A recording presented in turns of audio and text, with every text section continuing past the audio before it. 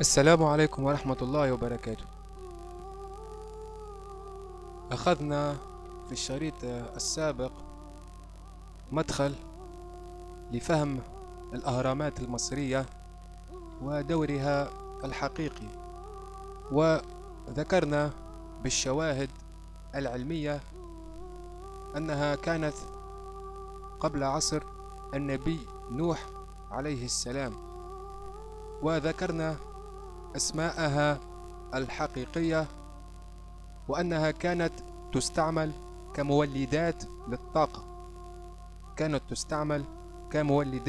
للطاقة.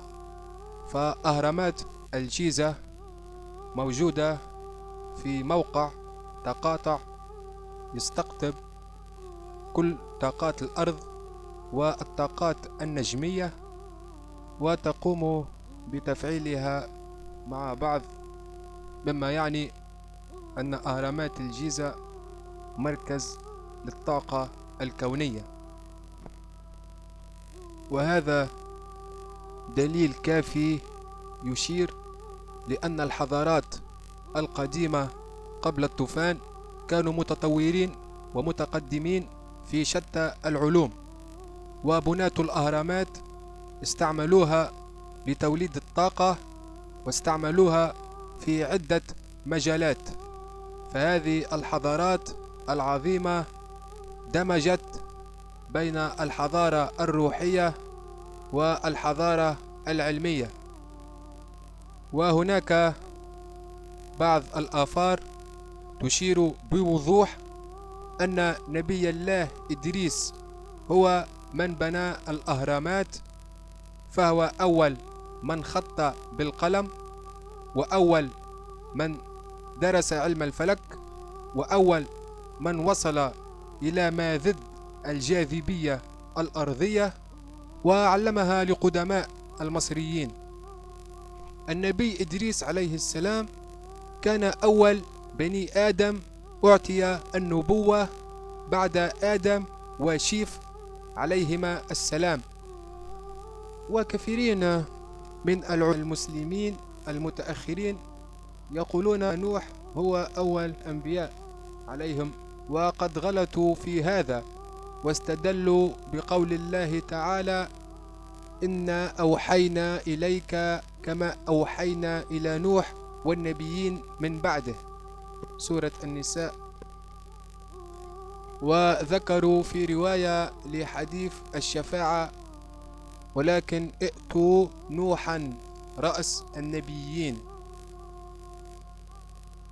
ولكن علينا أن ننتبه لأمر مهم، فإن الله حين ذكر نوح عليه السلام أولا في هذه الآية، ذلك أنه بعد الطوفان بدأ الله عهد جديد مع البشر بعد أن أهلك كل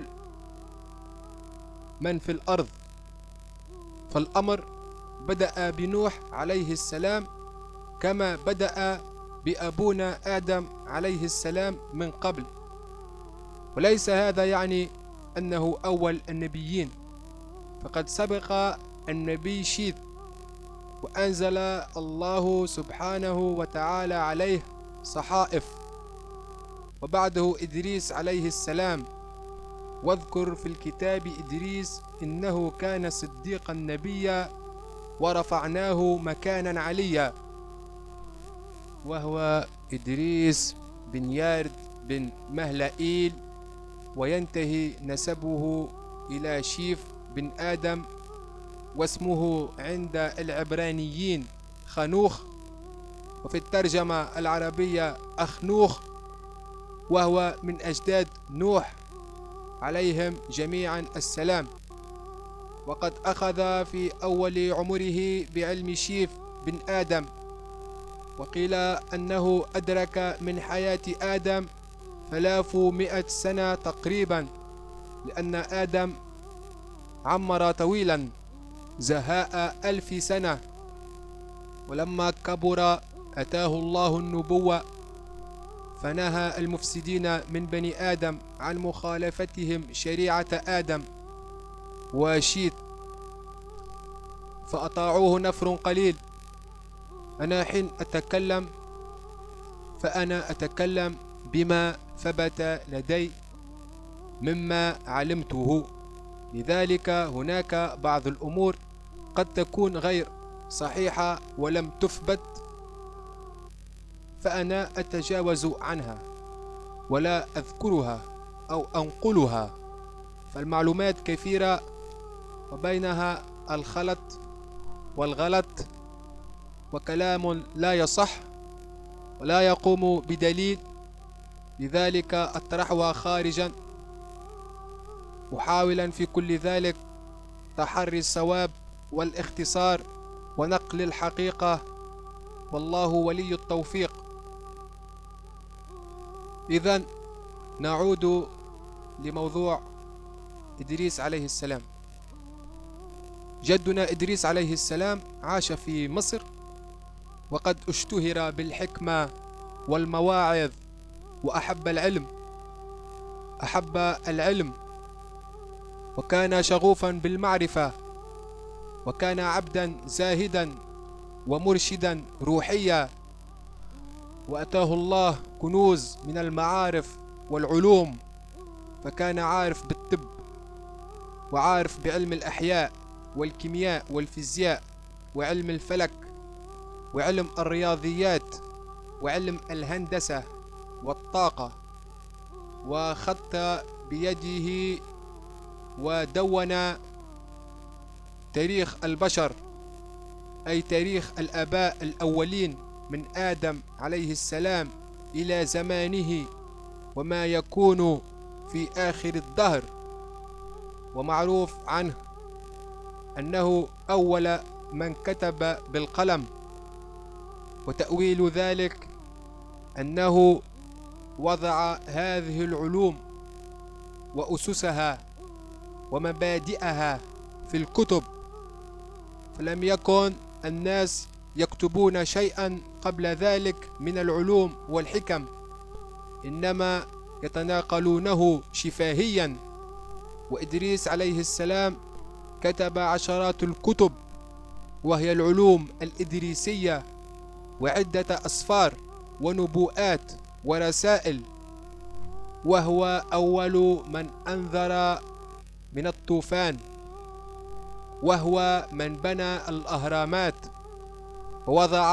ووضع فيها علومه وكنوزه، ادخرها خوفا من ضياعها بعد الطوفان، ورفعه الله إليه بعد تمام مهامه، وسيعود آخر الزمان لتمام بعض أعماله والأمر الموكل إليه من رب العالمين.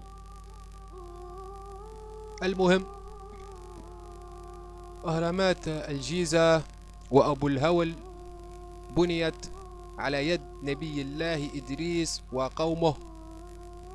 وأشرنا إخوتي أن الحضارة البشرية في ذلك الوقت كانت حضارة متقدمة علميا، قائمة على العلوم السماوية والروحية، واستعملوا الطاقة في عدة مجالات. وبينا سابقا أن الأهرامات قادرة على سحب الطاقة الأرضية ودمجها مع الطاقة السماوية النجمية، فبالتالي فإن الأهرامات قادرة حتى على سحب طاقة الكواكب، وهي الطاقة التي تختزنها الكواكب وتولدها الكواكب حين حركتها ودورانها. فالحضارات القديمة التي كانت قائمة كانت تستند على هذه العلوم الطبيعية الخارقة، فهي حضارات نجمية. والحضارة التي سيقيمها المهدي عليه السلام ستفوق الخيال، كونها ستكون أعظم من كل حضارة عرفتها البشرية، فهي حضارة نجمية وكوكبية. وعند استغلال هذه الطاقة وتفعيلها بالطرق العلمية سيتم فتح بوابات نجمية وكوكبية، وسيكون البشر نجميين.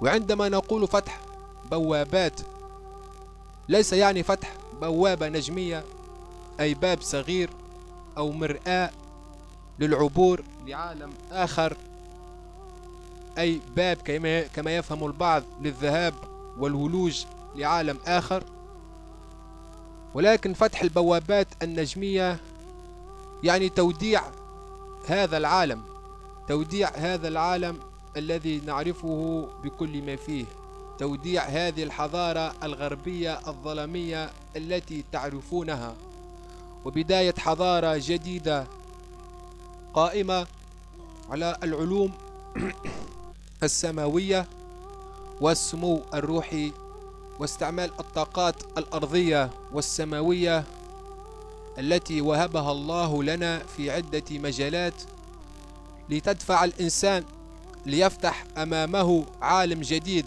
من التطور والتقدم العلمي والتكنولوجي، ويرتقي في عالم جديد من المعارف، ويفتح آفاق جديدة وأبعاد أخرى من التقدم العلمي في جميع الأصعدة ومختلف جوانب الحياة. وهذه النقلة من خلال فتح هذه البوابات النجمية والكوكبية. وهناك استعمالات أخرى للأهرامات والطاقة الأرضية والنجمية.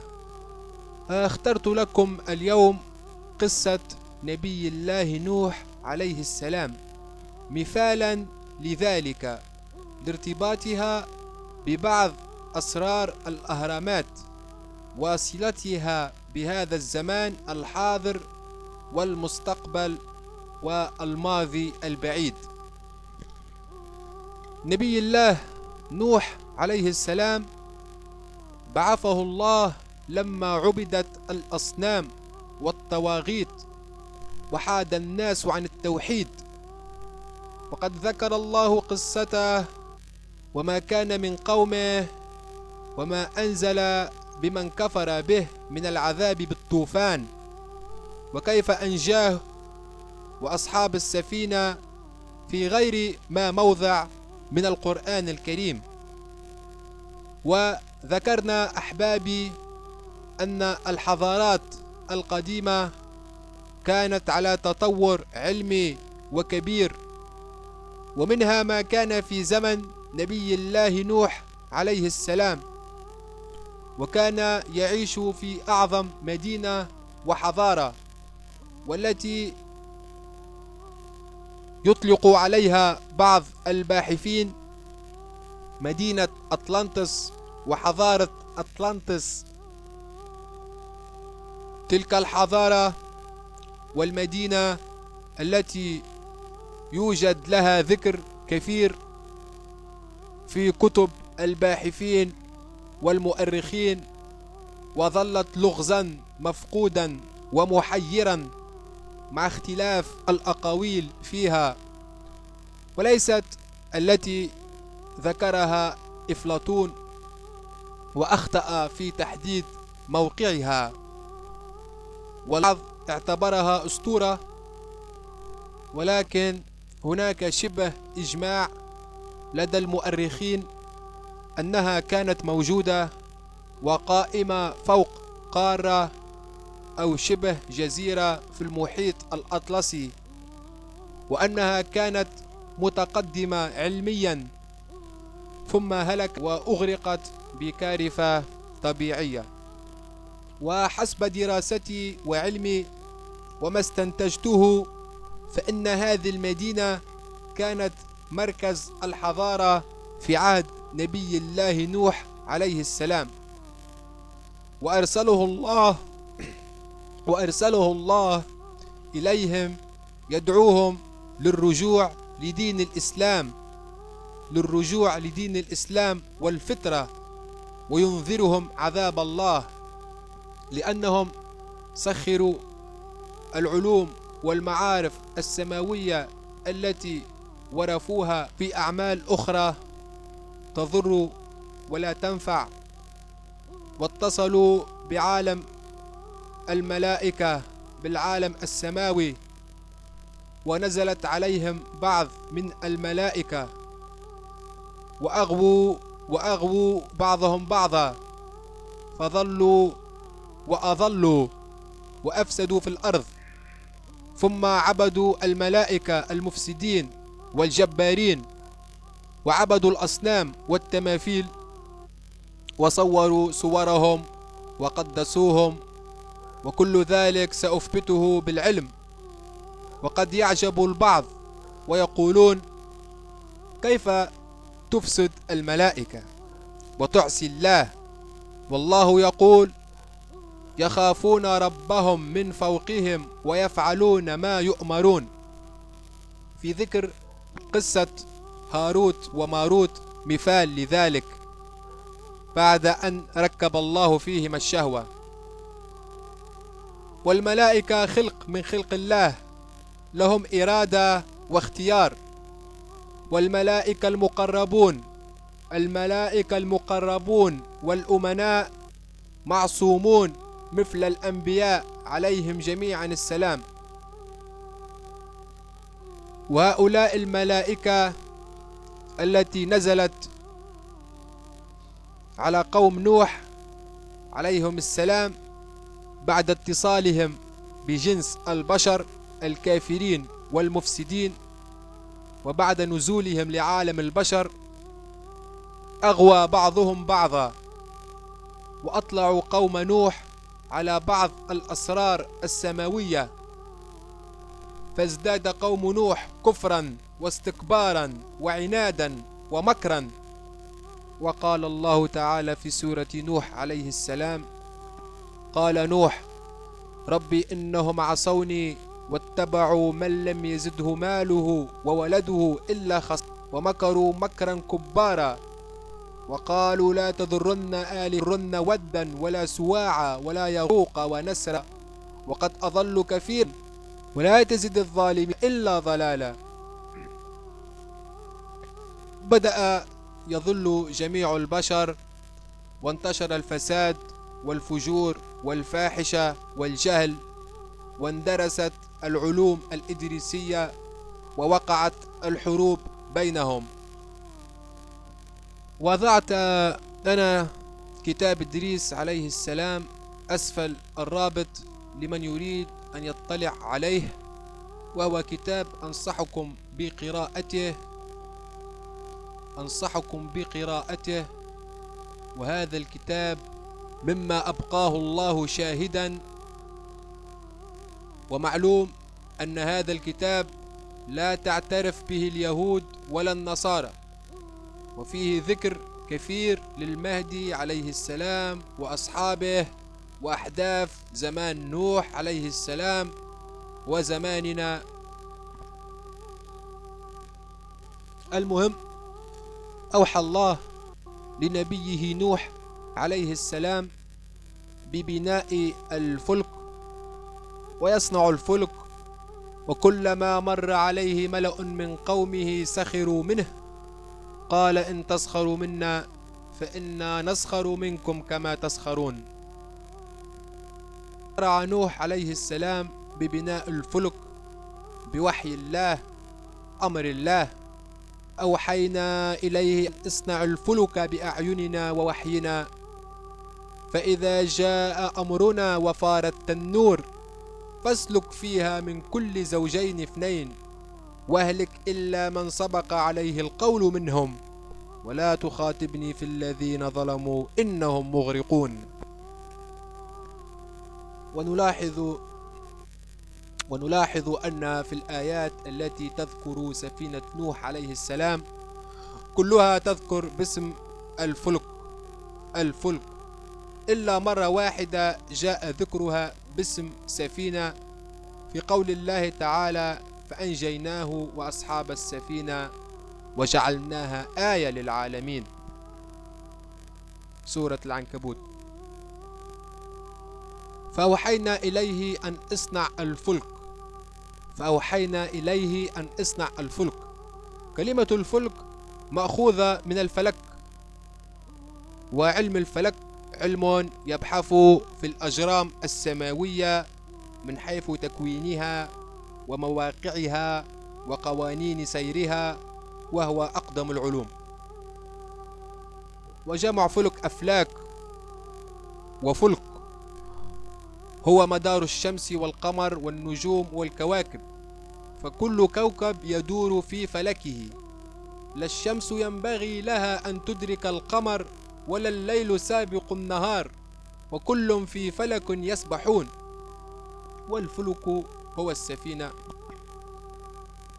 إخوتي، سفينة نوح عليه السلام ليست سفينة عادية، ليست أبدا سفينة عادية كما يتصورها البعض، فسفينة عادية لا تستطيع أن تحمل كل تلك الحمولة من كل أنواع الدواب وتبحر في جبال من البحار، ففي الأمر سر سأكشفه لكم لأول مرة. لكن قبل هذا علينا أن ننتزع تلك الأفكار والآراء القديمة حول سفينة نوح عليه السلام، التي لا يقوم عليها علم أو دليل. وذكر سفينة نوح عليه السلام موجود في كل الكتب السماوية وحتى في الحضارة السومرية.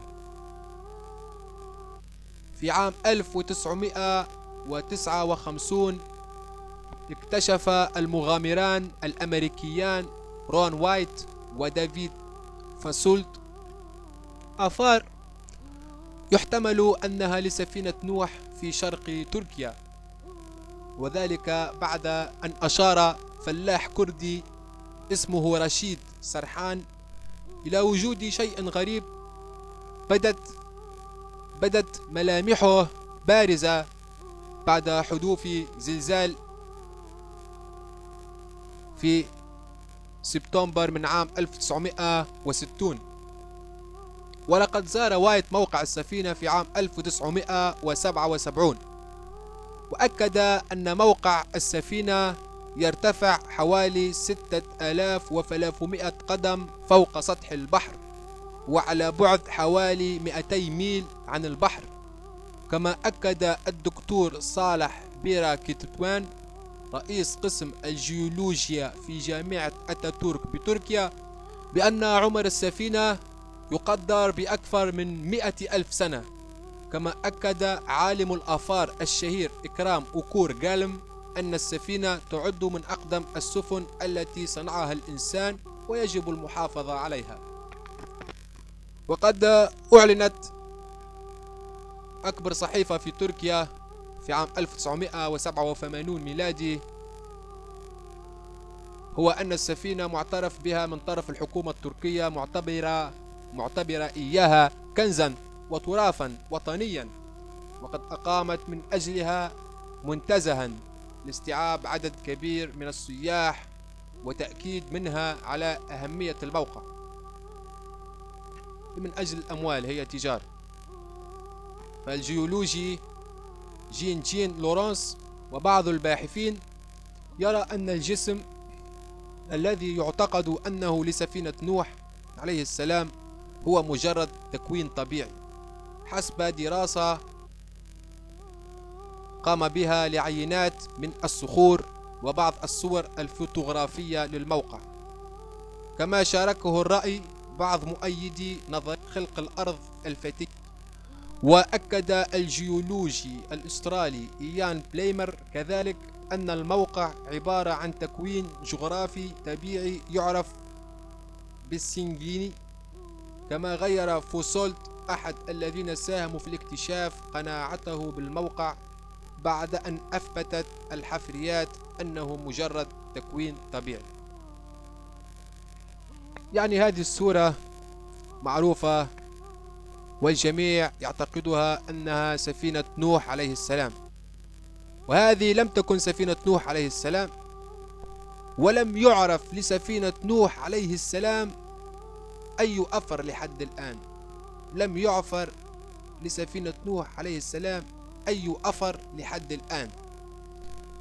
والبعض ينسب جبل الجودي الذي رست فيه سفينة نوح عليه السلام لأحد جبال مكة، وآخرون يقولون أنه جبل بالعراق، وآخرون يزعمون أنه باليمن، وآخرون يزعمون أنه بتركيا. وكل هذه الأقاويل لا يقوم عليها دليل، وكل هذه الأقاويل لا يقوم عليها دليل. فما أدرى هؤلاء أنها رست على جبل، فما أدرى هؤلاء أنها رست على جبل. فالله سبحانه وتعالى قال: واستوت على الجود، واستوت على الجود، وقد تكون منطقة وسأكشفها لكم. وأيضا لم يعفر للسفينة على أثر، والمفروض أن تكون بارزة وباقية، كما قال الله تعالى: وحملناه على ذات ألواح ودسر تجري بأعيننا جزاء لمن كان كفر ولقد تركناها آية فهل من مدكر. فيقول الله تعالى أنه أبقاها آية، ولقد تركناها آية. وفي آية أخرى يقول سبحانه وتعالى: فأنجيناه وأصحاب السفينة وجعلناها آية للعالمين. فيفترض أنها تبقى علامة ودليل، فهل من مدكر؟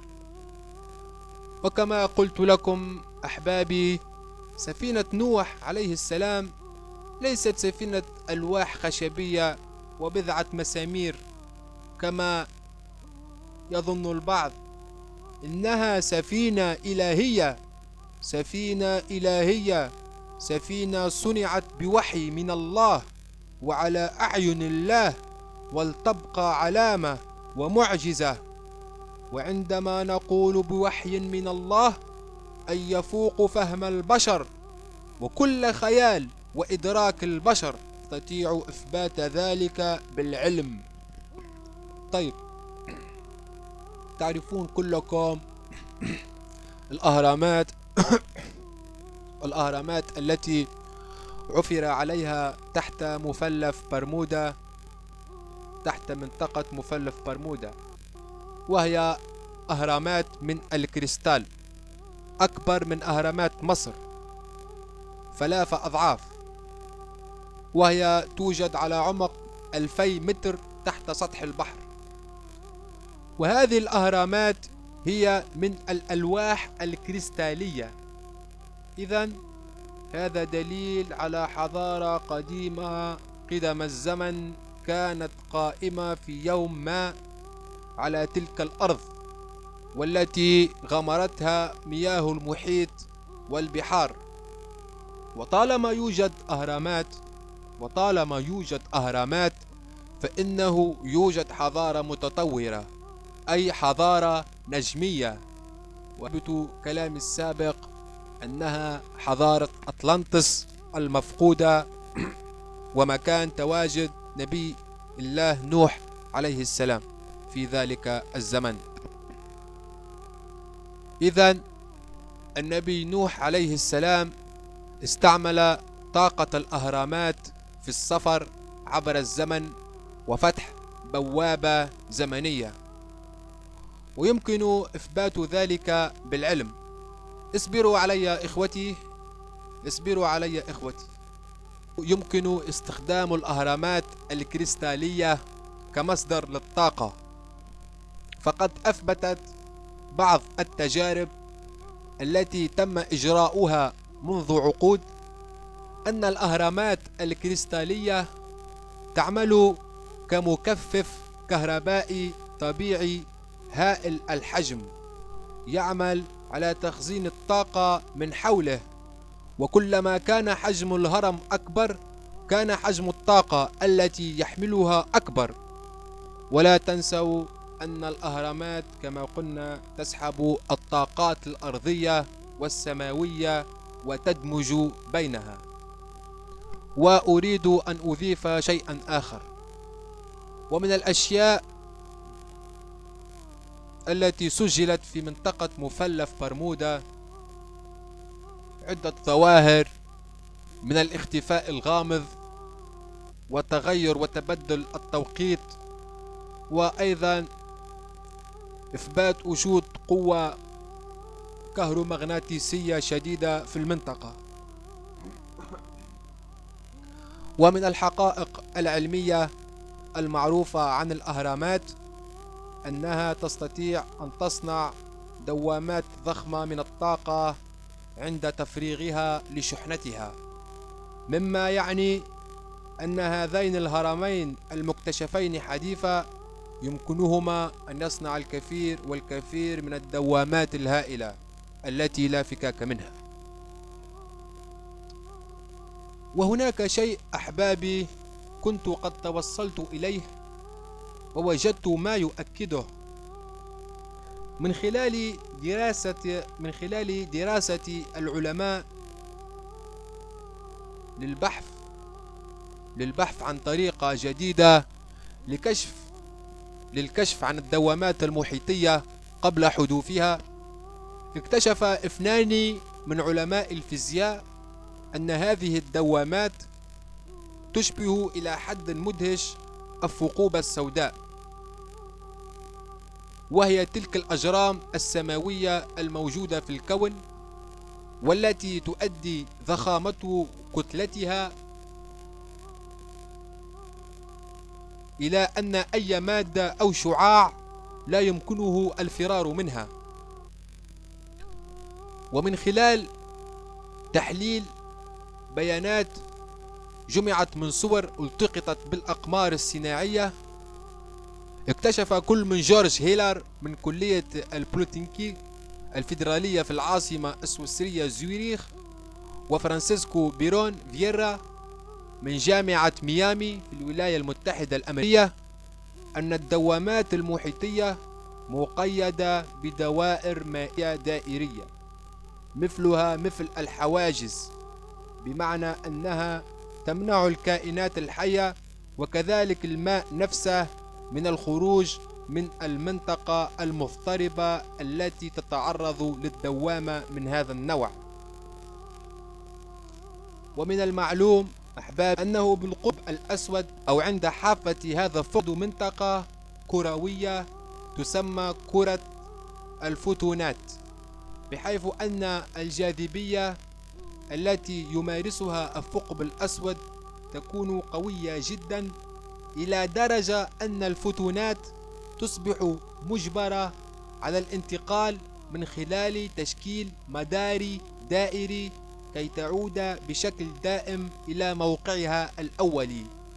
وكما هو الحال في الدوامات المحيطية، فإن أي جسم يقع داخل هذا المدار الدائري المكون من الفوتونات يمكنه الهروب بيد الثقب الأسود. المهم، الثقب الأسود في النسبية بصورة أدق على أنه منطقة من الزمكان. يعرف الثقب الأسود في النسبية بصورة أدق على أنه منطقة من الزمكان تمنع فيها جاذبيته كل شيء من الإفلات بما في ذلك الضوء. فالثقب الأسود يمتص الضوء المار بجانبه بفعل الجاذبية، وهو يبدو لمن يراقبه من الخارج كأنه منطقة من العدم، إذ لا يمكن لأي إشارة أو موجة أو جسيم الإفلاج من منطقة تأثيره، فيبدو بذلك أسود، وارتبط بنظريات السفر عبر الزمن. ومن المعروف أن قوانين الفيزياء مبنية على النظريات، وعلى هذا الأساس بما أنه توجد أجسام تسمى ثقوبا سوداء يمكن للأشياء السقوط فيها بلا عودة، فأثبت العلماء أنه يجب أن تكون هناك أجسام تخرج منها الأشياء تسمى الثقوب البيضاء. ومن هنا أمكن لهم افتراض إمكانية القفز في ثقب أسود في مكان ما ليخرج من ثقب أبيض في مكان آخر. فهذا النوع من السفر الفضائي ممكن نظريا حسب العلماء، فهناك حلول لنظرية النسبية العامة يمكن فيها السقوط في ثقب أسود ومن ثم الخروج من ثقب أبيض، لكن لم يتوصل العلماء لفهمها فهما دقيقا والتوصل لكيفيتها. ولكن نوح عليه السلام علمه الله، فهو برحلة عبر الزمن، وستجد وعفر على أدلة كثيرة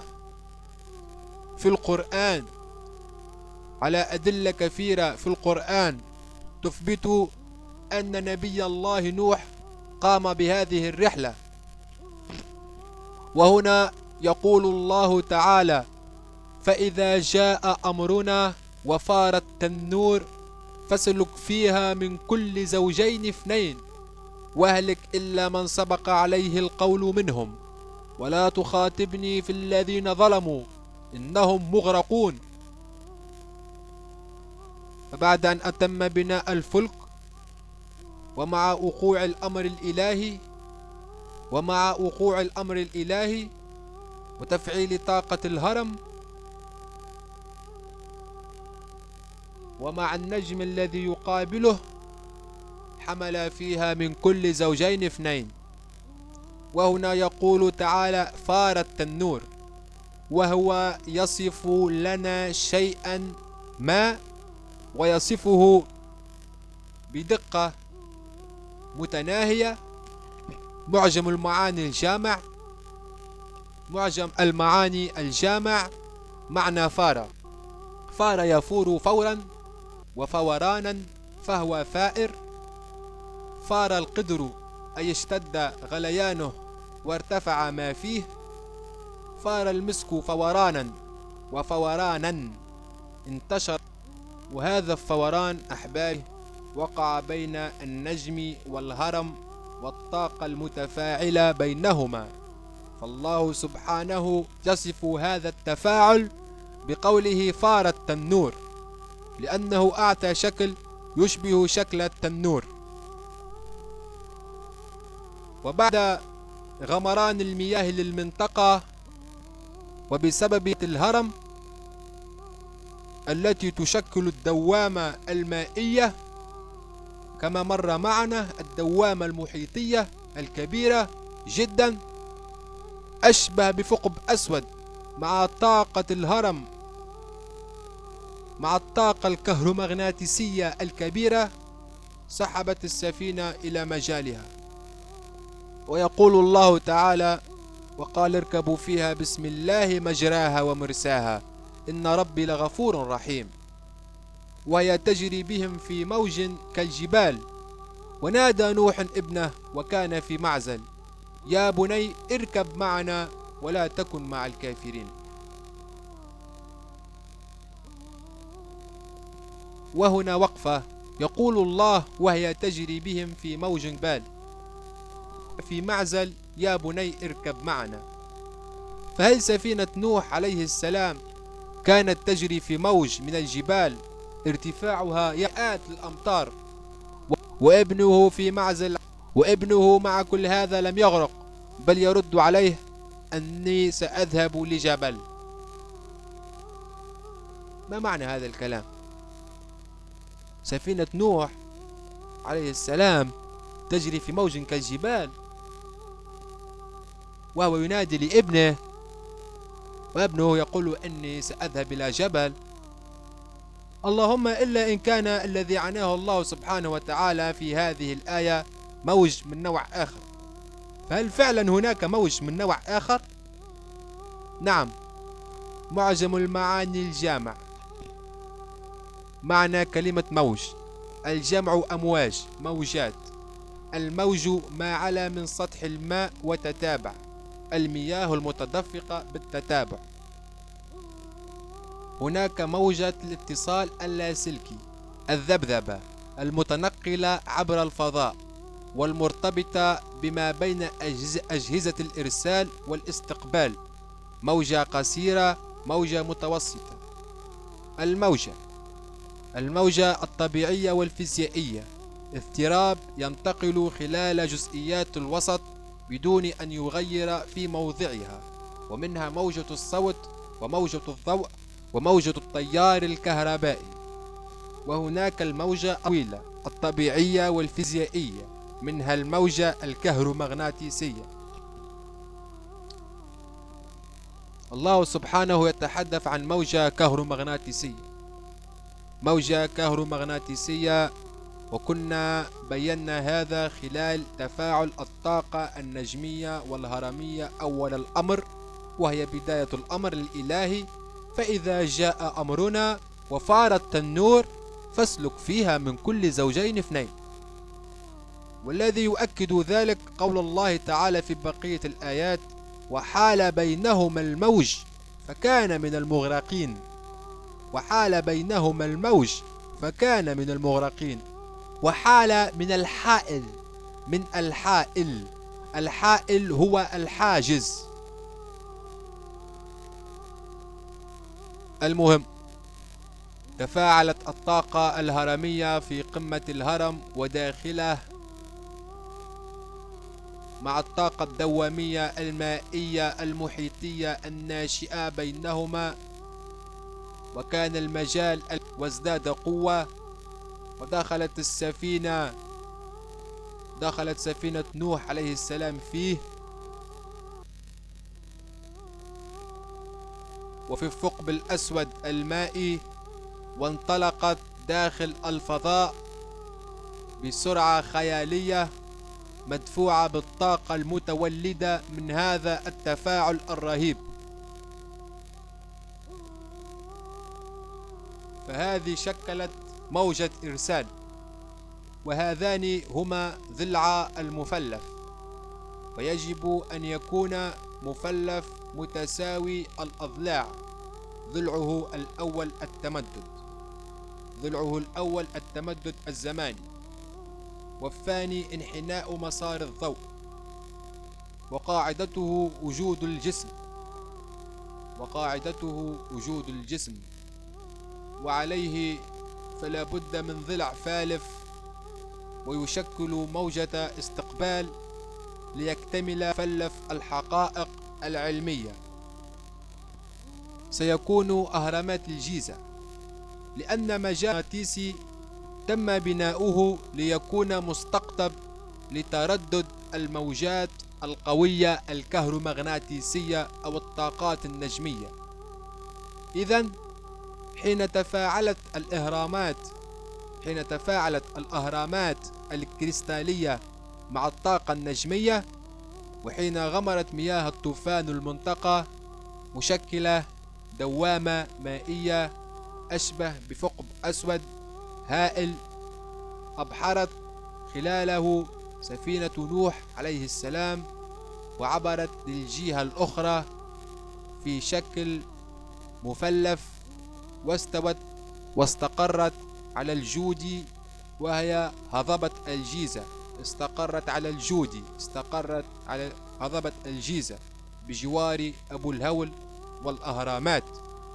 من منطقة مثلث الأهرامات الكريستالية ثم إلى النجم، ثم إلى منطقة أهرامات مصر هضبة الجيزة.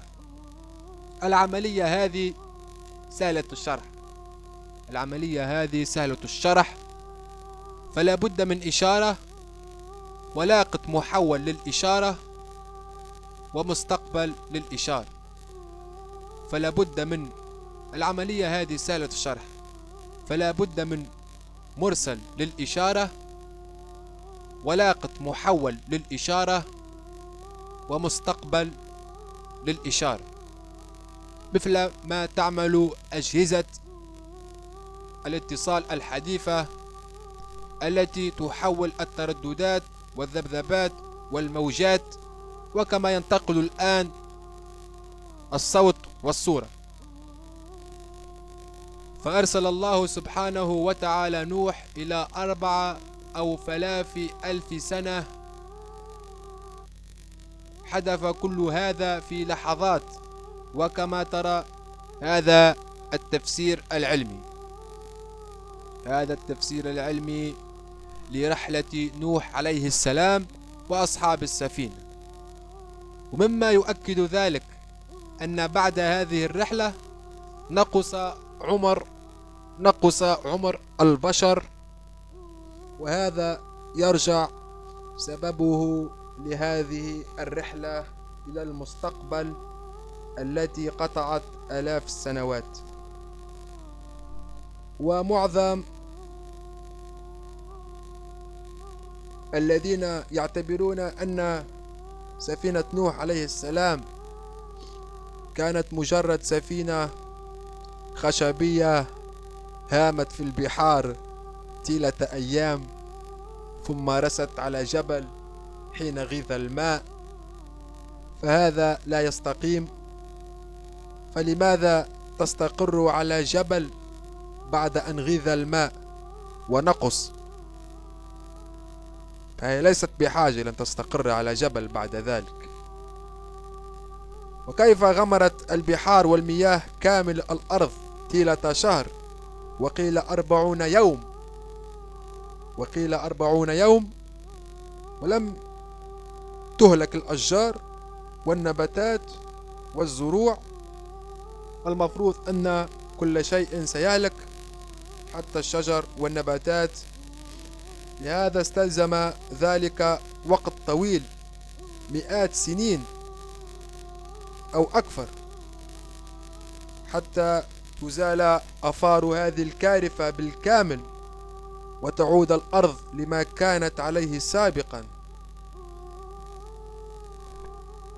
وما تفسيركم لتقلص عمر البشر بعد طوفان نوح عليه السلام؟ وما هو تفسيركم للفجوة الزمنية في تاريخ البشر؟ قيل يا نوح اهبط بسلام منا وبركات عليك وعلى ممن معك وأمم سنمتعهم ثم يمسهم منا عذاب أليم. على كل حال، نزل نوح عليه السلام وأبناؤه في مصر عند هضبة الجيزة بجوار أبو الهول، ومن هنالك انطلقت بداية جديدة للبشرية. استخرجوا بعض الكنوز المدخرة في الأهرامات، وتعلموا من العلوم الإدريسية السماوية، وبنوا المعابد والمساجد، وأسسوا مجتمعهم المسلم. ومن هنالك انطلقت البشرية لتعمر الأرض، وجيلا بعد جيل بدأ يطرأ عليهم الانحراف العقائدي وخرجوا عن الفطرة. وأول الأمر ما ظهر ببلاد ما بين النهرين الحضارة السومرية، وفيهم ظهر الدجال السامري، وهو أول من أضلهم، ذلك الشاب المعمر الذي شرب من ماء الحياة فلم يهرم. والسامري هذا نسبة إلى بلاد سومر السامري كما يحسب البعض. برزت حضارة سومر في العراق بلاد ما بين النهرين، وأطلقوا على أبناء نوح عليهم السلام لقب الأنانوكي، وأطلقوا عليهم القادمون من الفضاء، القادمون من النجوم، ونسجوا عنهم الأساطير الباطلة والأضاليل الفاسدة، وحرفوا المعتقدات الدينية والتاريخية جيلا بعد جيل، وعملوا السرية في سر الشرك، فانتقم الله منهم انتقاما شديدا فأغرقهم مثل قوم نوح حين غمرت بلادهم الفيضانات من كل مكان، حين فيضان نهر دجلة والفرات بسبب الأمطار. وكلا أهلكناهم بذنوبهم إهلاكا وكانوا عبرة، ولكن لم يكن اعتبار. إن شاء الله الأيام القادمة سأضع موضوع جديد يتعلق بأسرار الأهرامات وبعض استخداماتها. والسلام عليكم ورحمة الله وبركاته. بسم الله الرحمن الرحيم. فلا أقسم بالخنس الجوار الكنس والليل إذا عسعس والصبح إذا تنفس إنه لقول رسول كريم ذي قوة عند ذي العرش مكين مطاع ثم أمين وما صاحبكم بمجنون ولقد رآه بالأفق المبين وما هو على الغيب بضنين وما هو بقول شيطان رجيم فأين تذهبون إن هو إلا ذكر للعالمين لمن شاء منكم أن يستقيم وما تشاءون إلا أن يشاء